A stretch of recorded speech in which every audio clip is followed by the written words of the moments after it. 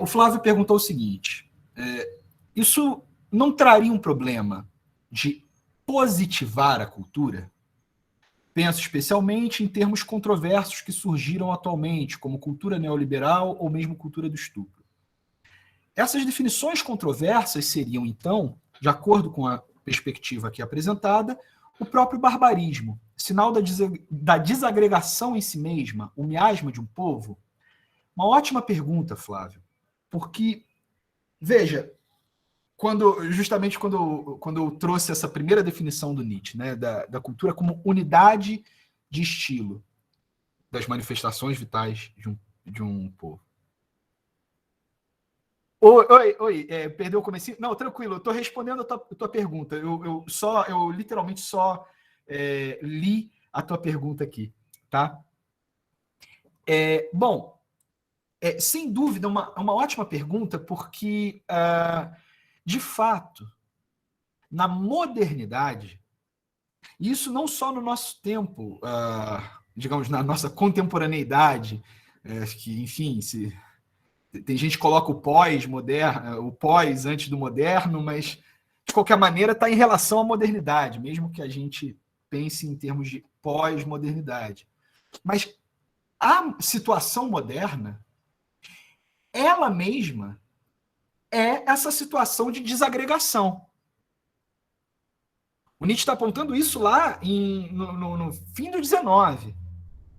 E veja, a dificuldade da definição de cultura vem justamente disso. O exemplo que eu tinha pensado é um pouco mais, entre aspas, tosco, mas é que eu acho que talvez um pouco. Enfim, por exemplo, quando a gente fala em cultura do skate, por exemplo. Bom, você tem características ali de pessoas, comportamentos, etc, etc, né? Mas a gente usa isso para falar tanto da cultura do skate, quanto da cultura muçulmana, quanto da cultura, percebe? São usos do termo cultura muito amplos, né? E se eu entendi a sua pergunta, o problema disso é que quando você tem um termo que vale para toda e qualquer coisa, esse termo também perde a sua validade, né? O professor lá da própria faculdade, eu lembro dele comentar que é a coisa do Tim Maia, né? Tudo é tudo, nada é nada, né? Tudo tem a ver com tudo, nada tem a ver com nada. Não lembro agora a passagem do Tim Maia exatamente. Mas justamente, então você tem a necessidade de uma definição do que seja cultura. Só que veja, essa definição que o Nietzsche dá, tudo, nada, nada, e tudo é tudo e nada. É isso aí. E veja, essa definição que ele dá é uma definição que também, ao mesmo tempo, não é uma proposta, como a gente vai ver agora mais a fundo, de simplesmente se transpor uma unidade fictícia, uma unidade artificial, para uma situação moderna na qual você simplesmente não há essa cultura, não há essa integração. Então, a partir do momento que você tentasse, por exemplo, e porque a gente vai entrar muito nisso na discussão sobre a história. O Nietzsche é engraçado porque talvez hoje em dia ele fosse xingado, todos os espectros políticos têm alguma entrada para xingar e para adorar o Nietzsche.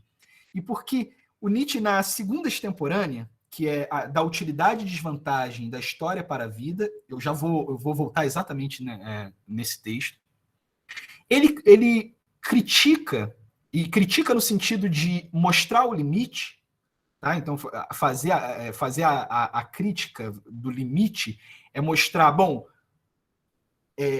essa coisa vai até aqui. Ele faz a crítica de 3 tipos de história.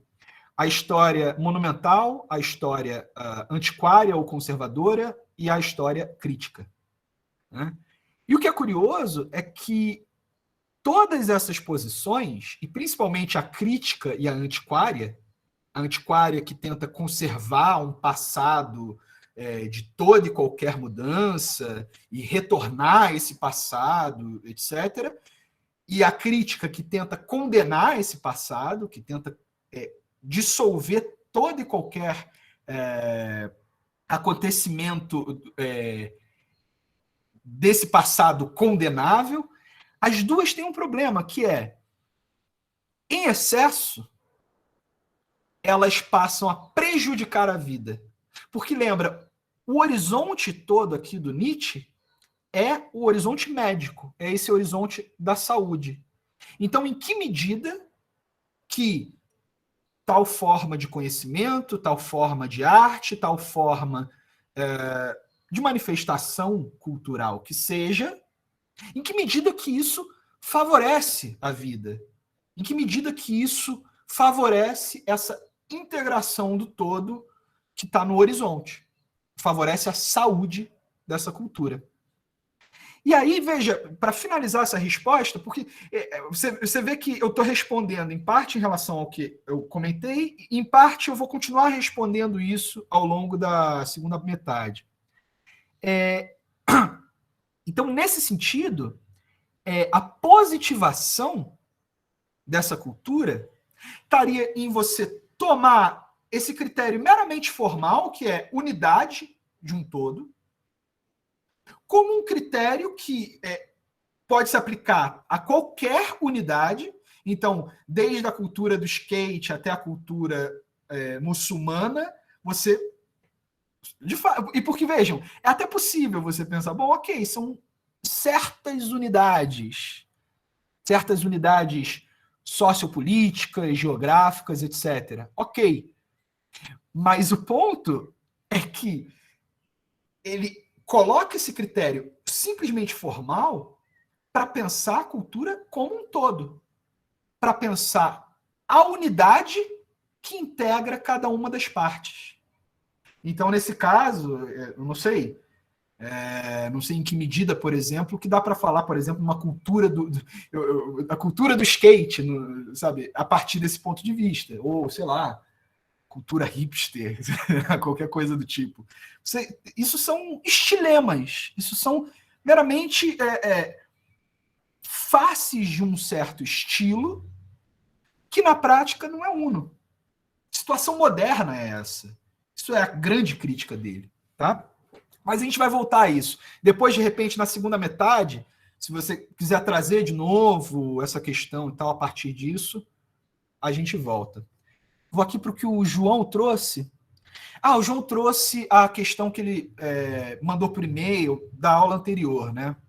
Que a arte seria, então, uma reação à sabedoria de Sileno, quando não é mero divertimento burguês e quando ela não é tão somente uma técnica para criar estéticas através de algum suporte, mas sim quando ela é uma forma de pensar e experimentar o devir. O trágico, nesse caso, seria uma forma de pensar e experimentar a vida. Eu repito, depois no teu e-mail, se você quiser ver, eu escrevi mais ou menos isso. Sim, de fato, é o que você expressou bem. Eu mudaria duas coisas. Primeiro, a arte trágica ela não é meramente reação, como um impulso meramente reativo, mas ela é uma resposta ampla que integra o problema do Sileno. Então, não é o apolíneo, ele é uma reação. O apolíneo e o dionisíaco são reações, são impulsos em resposta a esse problema. A arte trágica e o impulso trágico que ela engendra, ela é mais ainda, porque ela, de fato, responde afirmativamente a esse eterno devir, esse eterno sofrimento, e ainda transmuta ele em algo além. Então, ela é, de fato, uma forma de pensar e experimentar a vida, de fato, mas de uma expressão tal que ela pode injetar a vida nessa cultura. E isso volta para essa nossa questão de hoje também. Porque essa injeção de vida passa também por essa questão da saúde, por essa integração entre os indivíduos. Opa, então lida-se, o Flávio colocou ainda a pergunta, então lida-se com o sentido teleológico da própria cultura, um a priori epistemológico da cultura dado no horizonte de uma vida, quando se distingue o estilo de estilema, fica mais nítido. Porque daí a própria vida parece que está sempre depois, no horizonte. Sim, ela está sempre depois e antes. Eu vou entrar nisso agora. A minha resposta é sim, ela está sempre depois e antes. E nesse caso, sim, é teleológico da própria cultura. Teleologia, pessoal, é só para também quem não está tão familiarizado com a questão da filosofia, só porque a gente se empolga na coisa da filosofia, aí tem esses termos meio... Teleologia tem a ver com telos, é a finalidade. Tá? Então, uma teleologia, o sentido teleológico da própria cultura, se eu entendi o que o Flávio colocou, seria a ideia de uma certa finalidade, uma cultura que se apresenta como finalidade orientando os acontecimentos pulsionais dos povos, etc. Um a priori epistemológico da cultura é aquilo que eu comentei com vocês logo no começo, que é necessário pensar essa unidade meramente porque a gente não consegue conceber algo fora dessas unidades, que são partes integradas num todo. Mas já já a gente volta nessas questões, tá, Flávio? Até para a gente voltar aqui. Mais alguma questão, pessoal? Eu sei que eu percebo que ficamos um pouquinho aqui em questões mais delicadas e tal. Se alguém quiser trazer alguma... Por favor, não fiquem com vergonha. Aí, uns 5 minutinhos, um minutinho, enfim.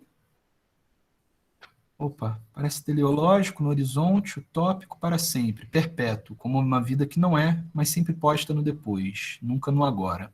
Bom, aí justamente nessa segunda metade eu vou responder essas questões, tá, Flávio? Mas você está acompanhando exatamente o processo que eu estou tentando apresentar aqui. Mas perfeito. Bom, então a gente chegou nessa definição meio circular de cultura, né? De uma unidade do estilo das manifestações vitais de um povo, e que é essa integração entre os indivíduos que formam essa cultura. E vejam, essa circularidade, como eu ia comentando, ela tem uma grande vantagem, que ao invés de se fixar um ideal no qual, bom, isso é uma cultura saudável, então todas as culturas precisam se conformar a essa cultura ideal, isso funciona num sentido mais próximo de um classicismo que toma essa cultura ideal como simplesmente um modelo que não é simplesmente transposto para a cultura moderna, mas sim imitado. Vejam só, uma diferença entre copiar e imitar. A cópia é simplesmente uma transposição abstrata. Você separa aquilo do contexto, você assassina aquele contexto todo na qual aquela cultura, no caso a grega, surgiu, e simplesmente tenta imitar. Bom, vamos... e isso vale para a grega, mas vale por qualquer tentativa de revival, né? Bom, vamos pegar aqui o ideal, sei lá, da cultura francesa do século XVIII, simplesmente transpor ele para cá e copiar. Mas a imitação aqui, pro Nietzsche, ela passa por uma singularização. Ela passa por compreender o valor daquela cultura, compreender os valores que essa cultura coloca em movimento e não simplesmente transpor esses valores, mas imitá-los a partir da singularidade dos indivíduos e da modernidade.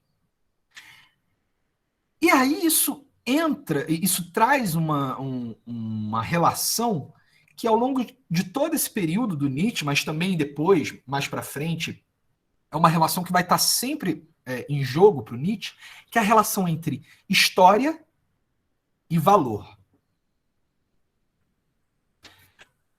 O Nietzsche nunca vai pensar a história sem atrelar a problemática do valor. E o que isso significa? Pensando nos gregos, vamos se direcionar para essa era trágica dos gregos, né? Se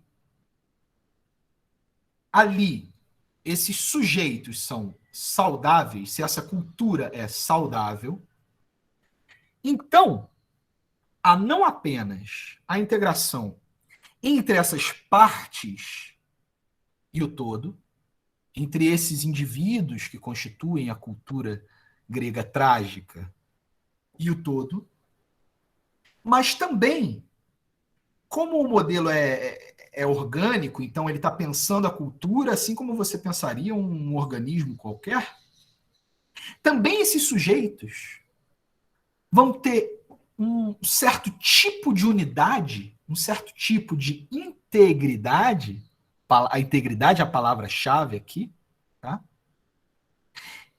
Que a partir dela é possível ter um exemplo a ser seguido, a ser imitado, não copiado. E um momento em que isso aparece com muita clareza é na terceira extemporânea, que é o Schopenhauer como educador. Que ele fala o tempo todo como que a questão ali não é simplesmente aprender uma filosofia, com o Schopenhauer, no caso, ou com os gregos, no caso que a gente está estudando. É, de fato, tomá-los como um exemplo a ser seguido, um exemplo de vida, um exemplo de valores.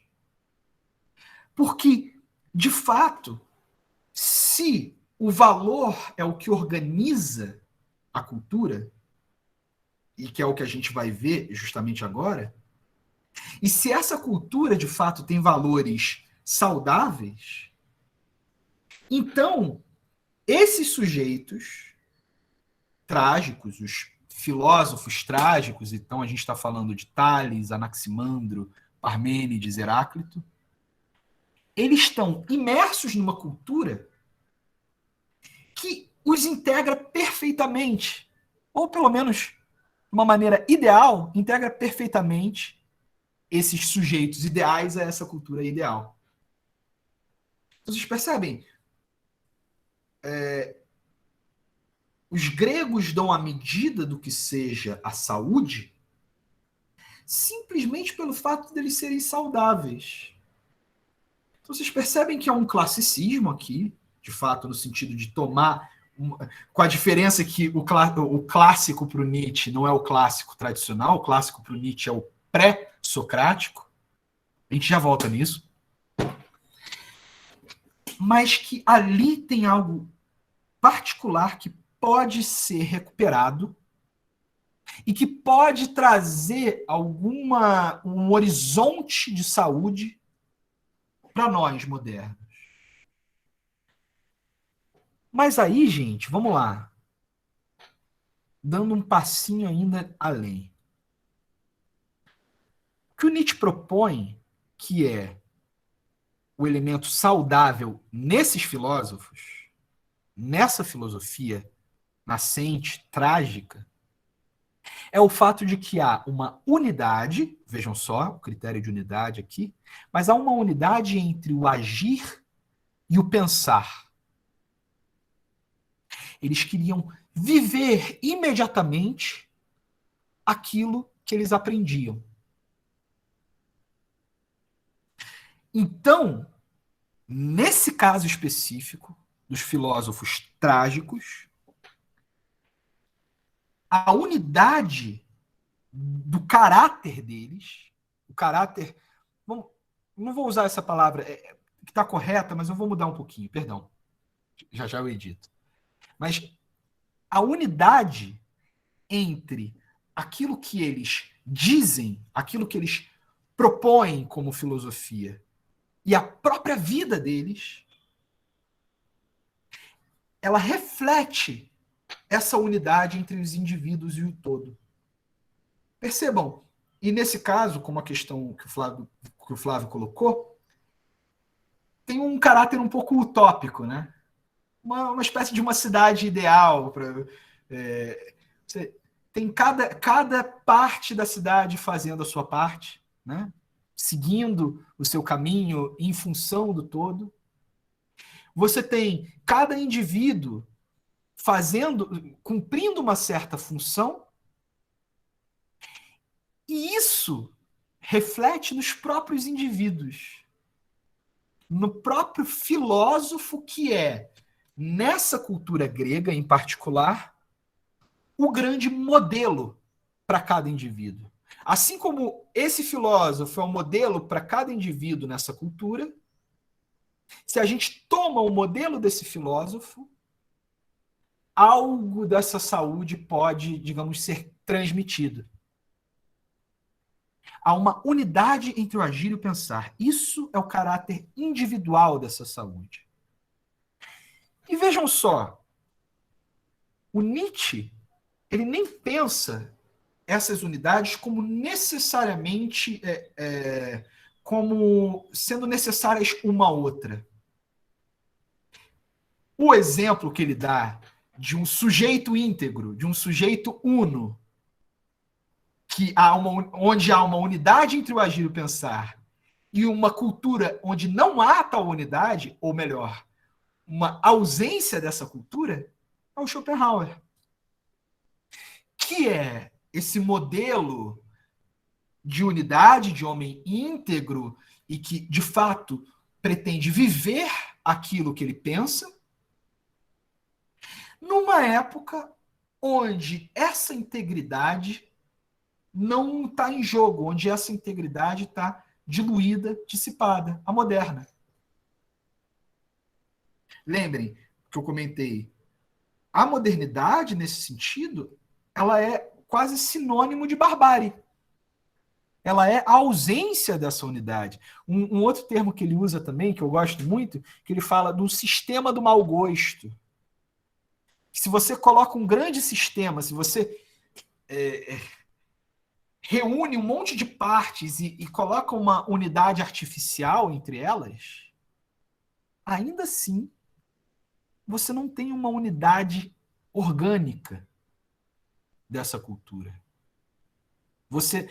As partes dessa cultura não se entrelaçam organicamente. E vejam, ele dá esse exemplo do Schopenhauer como um sujeito íntegro numa época bárbara, numa época desculturada, que é a moderna. Mas os filósofos trágicos, eles são um exemplo ainda melhor, porque eles são sujeitos íntegros numa cultura saudável. E vejam, se a gente está falando de uma unidade entre o fazer e o pensar, então isso significa também que os valores desses filósofos são expressos tanto no que eles dizem quanto no que eles fazem. Então, isso torna propício que eles, na recuperação desses filósofos, dos valores desses filósofos, não venha simplesmente um sistema, não venha simplesmente, bom, fulano falou isso, Beltrano falou aquilo, uma espécie de ordenzinha de manual, sabe? Esses manuais de...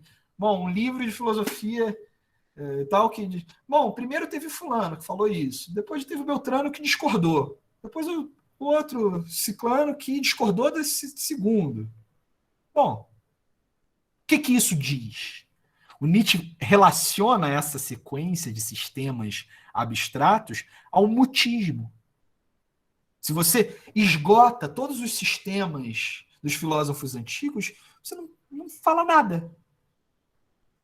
O que o Nietzsche propõe é que a recuperação dos valores que estão expressos nesses sistemas e que, justamente nessa cultura trágica, estão em continuidade com a vida, desses filósofos, aí sim é possível trazer algo que diga alguma coisa, algo verdadeiramente recuperável para a vida, para a nossa vida, para a vida moderna. Então vocês percebam que esse entrelaçamento entre história e valor passa pelo fato de que o contato mesmo entre culturas, ou entre épocas, ou entre indivíduos, passa necessariamente pelo contato desses valores. E isso torna, não só, vejam, aí, para voltar para aquela nossa pergunta inicial, por que os gregos, né? Os gregos são propícios porque eles são um povo saudável, porque a integração entre parte e tudo. E os filósofos gregos, estando nesse povo saudável e fazendo a filosofia surgir através dele, são propícios, são exemplos propícios, porque a filosofia deles expressa, por assim dizer, uma continuidade com seus próprios valores, os seus valores vitais. Aqui, esse exemplo, vejam bem, é só para deixar claro isso, tá? O Nietzsche não chega a opor imitação e cópia, tá? Ele fala da imitação do exemplo, sempre, mas essa cópia, ele fala em termos de transposição, ele usa uma metáfora botânica. É muito curioso isso. Ele fala que os sistemas filosóficos são como a flora que nasce do solo da vida desses filósofos. E que a questão toda dele, isso no prefácio da Era Trágica, tá isso diretamente posto lá, com todas as palavras, e inclusive é um parágrafo só, são 2 páginas, então, se estiverem com pouco tempo, eu recomendo muito. Ele fala, não adianta simplesmente pegar essa planta e transpor para um solo totalmente diferente. O que interessa, na verdade, para usar essa metáfora botânica, né, o sistema filosófico brotando da vida desses sujeitos, o que ele propõe é inferir o solo através das plantas. Bom, essa planta tem certas características que indicam um solo alcalino, um solo ácido, assim por diante. Inferir o solo através das plantas. E os filósofos trágicos são especialmente propícios a isso por causa dessa continuidade. Justamente porque os sistemas filosóficos que brotam dali, ou ainda mais, as anedotas filosóficas que brotam dali, brotam em continuidade. Eles vivem o que eles pensam. E aí a gente vai para uma última questão que eu queria trazer aqui para vocês hoje, porque lembrem, o título, entre aspas, da primeira parte seria Saúde e Cultura, e o título agora dessa segunda parte, História e Valor. Na verdade, eu inverti aqui, né? Foi valor, e agora eu vou me aprofundar um pouquinho mais no que é essa questão da história, porque isso também entra nessa questão que o Flávio levantou, né? Do horizonte utópico aqui, né? Vejam, como eu disse, valor e história estão sempre entrelaçados na reflexão do Nietzsche. E esse entrelaçamento entre valor e história, sempre com o horizonte médico, sempre com o ideal do médico do povo, de julgar a saúde de um determinado povo, principalmente do seu próprio, mas a gente já vai entrar. A gente já vai entrar nessa relação do médico do povo com o seu próprio povo, o médico do povo na modernidade. Já vamos entrar aí. Mas vejam, ainda para a gente pensar um pouquinho mais isso. Esse entrelaçamento, tendo o horizonte médico sempre em vista, ele faz com que não o valor histórico de um determinado fato ou acontecimento ou sujeito, enfim, que não esse valor histórico seja tomado em primeiro lugar. Ele vai ser considerado, mas o valor histórico vai estar em função do valor da própria história. O valor que se dá à história determina o valor histórico de um povo, de um homem, de um acontecimento, seja lá do que for. E o Nietzsche, e isso principalmente nessa segunda extemporânea, e agora vou entrar totalmente nela, tá? E recomendo, assim, eu cheguei a mandar pelo e-mail, é esse daqui, tá? Sobre a utilidade e a desvantagem da história para a vida. Tá? Também da edição da Edra, tá? Tradução do André Itaparica, que é um ótimo estudioso de Nietzsche também. Recomendo, se vocês encontrarem alguma coisa dele também, recomendo bastante. O valor histórico é determinado pelo valor da história para a vida. Mais especificamente, para uma vida. E aqui, o Nietzsche reconhece, desde o começo da sua reflexão, que a história é uma realidade essencial do ser humano. O ser humano, ele inevitavelmente vai se defrontar com o problema da história e com o problema do valor da história. Eu não vou poder entrar aqui na descrição dos 3 tipos de história que o Nietzsche coloca, que eu comentei logo no começo, né? História monumental, antiquária e crítica. No começo não, comentei respondendo ao Flávio.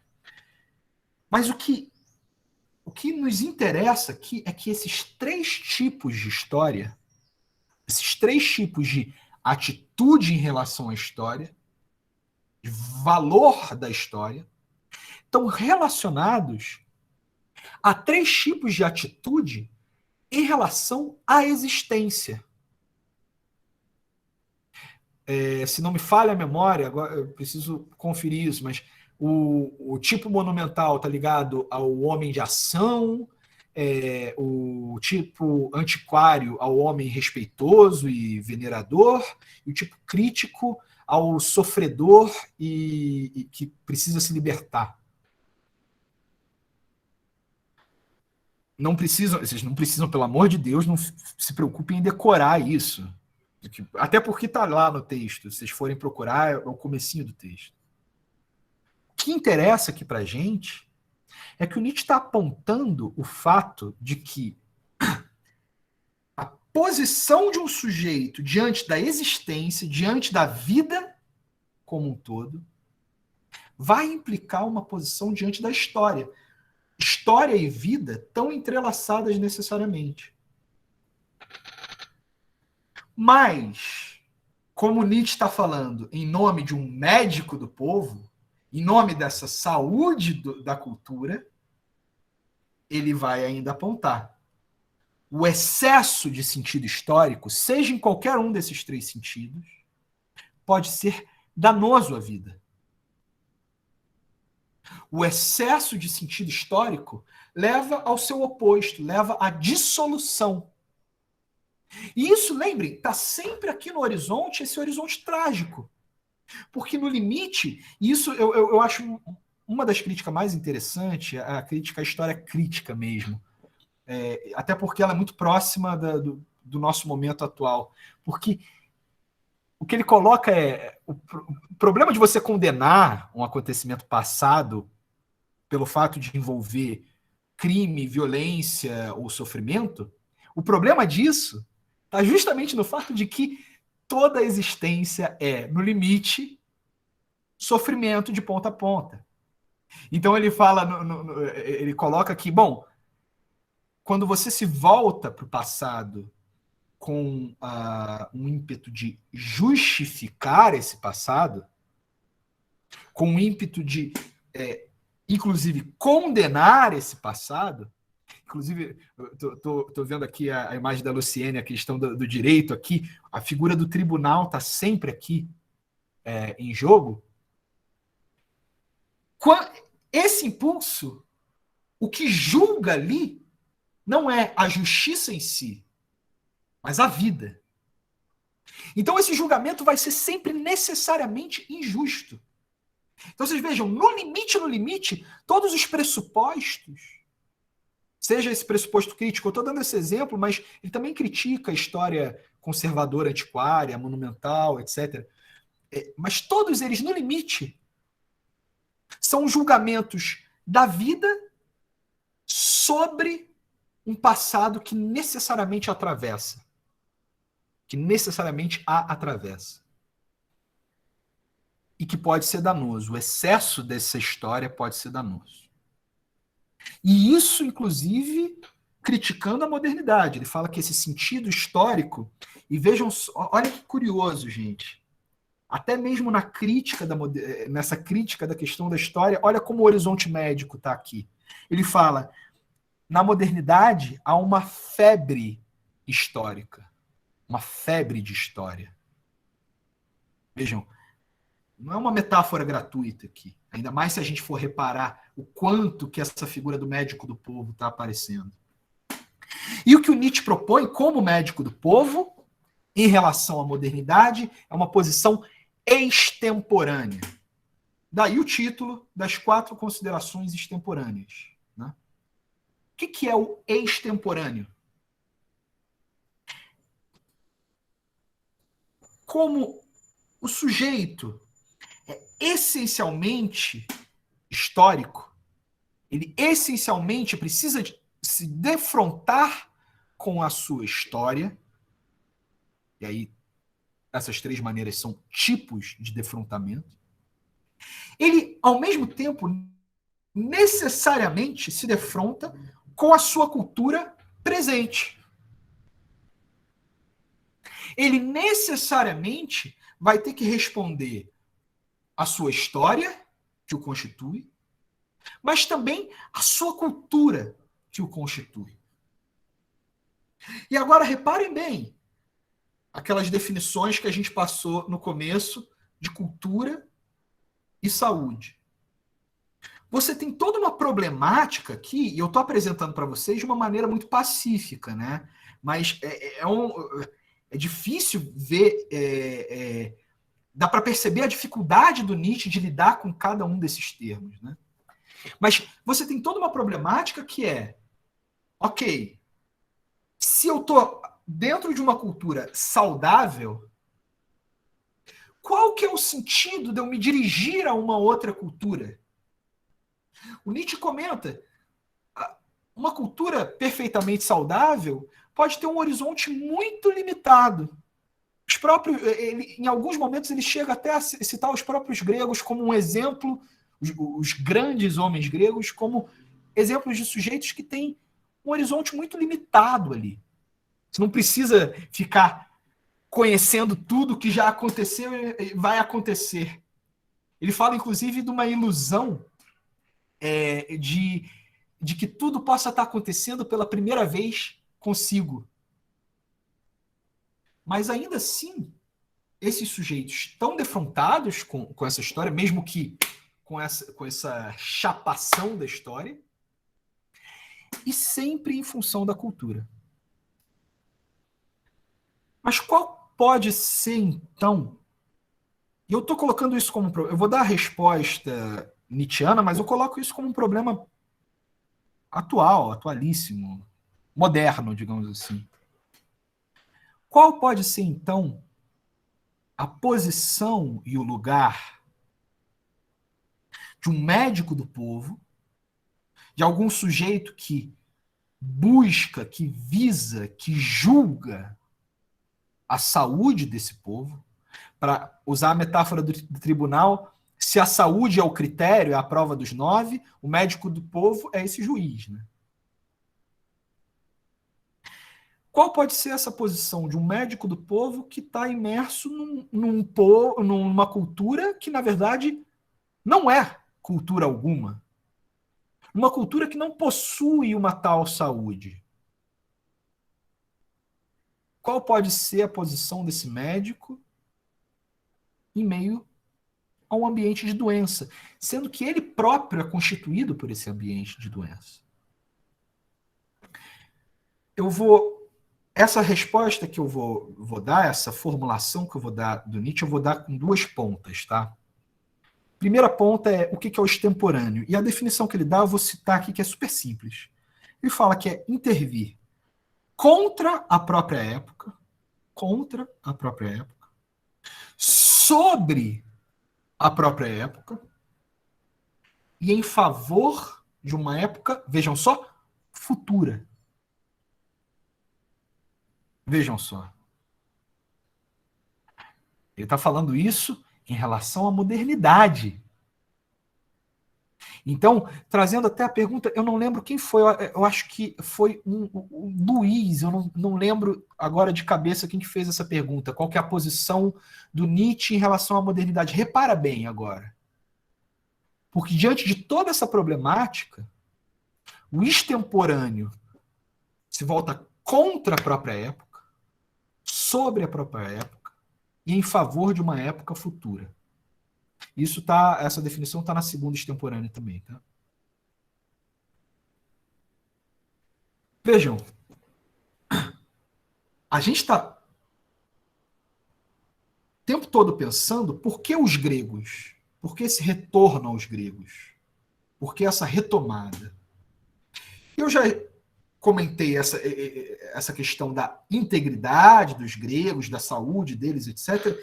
Mas o que é curioso aqui é que o tempo todo essa retomada do passado, essa visada do passado, ela visa o termo é intervenção contra o tempo, sobre o tempo e a favor de um tempo futuro. Então, é muito curioso, porque é quase, pensando aqui, agora é quase como se houvesse uma espécie de uma compressão da modernidade. Porque o que o Nietzsche percebe do excesso do sentido histórico, o que ele percebe no excesso de modernidade, na ausência de cultura moderna, é que ela, por assim dizer, se espalha. O impulso ao conhecimento, que caracteriza a nossa época, ele não tem limite nenhum. Ele quer sempre conhecer mais e mais. É como se essa posição extemporânea que o Nietzsche está propondo, ela propusesse limitar essa modernidade.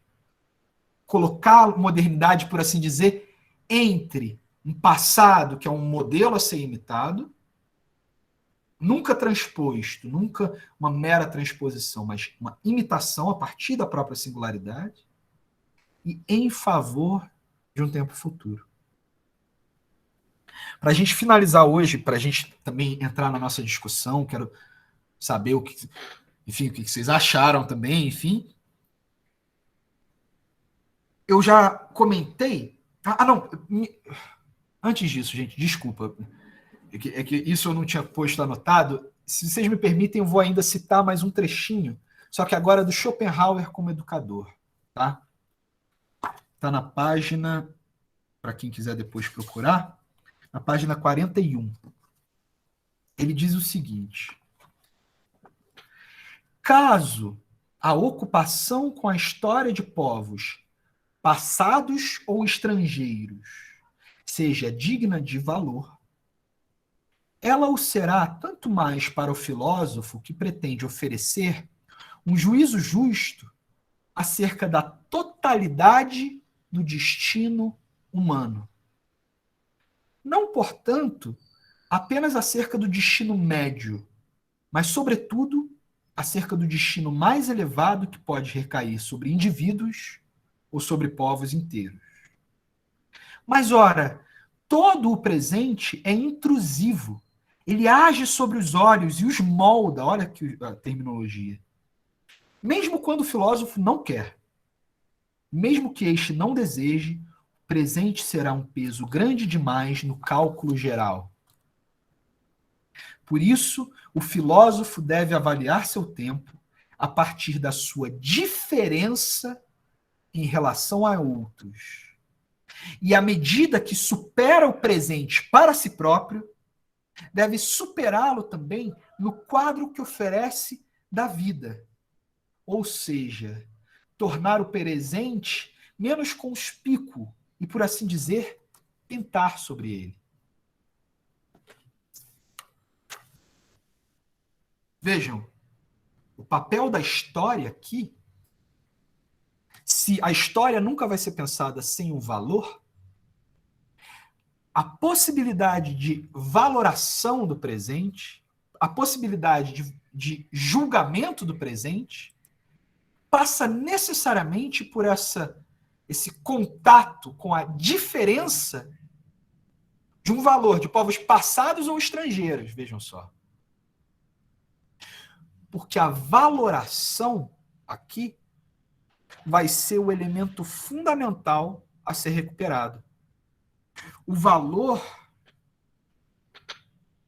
é o que une o sistema que brota dos filósofos ao solo da vida. O valor, vejam só, eu comentei com vocês um pouco antes, eu adiantei essa parte, da questão da metáfora botânica. O Nietzsche comenta os sistemas filosóficos como se fossem plantas que brotam dos filósofos, do solo da vida dos filósofos, né? E que ele propõe que a questão não é transplantar, não é simplesmente trazer essa planta e replantar num solo totalmente diferente e estranho, mas inferir o solo através dessa planta. Dessa maneira, o filósofo trágico, a filosofia trágica, que nasce com os gregos, pelo fato de ser uma planta tão, por assim dizer, em comunhão com um solo rico e saudável, é possível ver ali os valores a serem recuperados sempre em favor da vida. É o valor, gente, e isso vai ser importante agora, porque a gente vai ver o que é a filosofia propriamente para o Nietzsche e o que a filosofia pode fazer para a cultura, é o valor que une a filosofia como pensamento, como sistema de pensamento, como um pensamento, digamos, organizado, e a filosofia como um modo de vida, uma maneira de viver.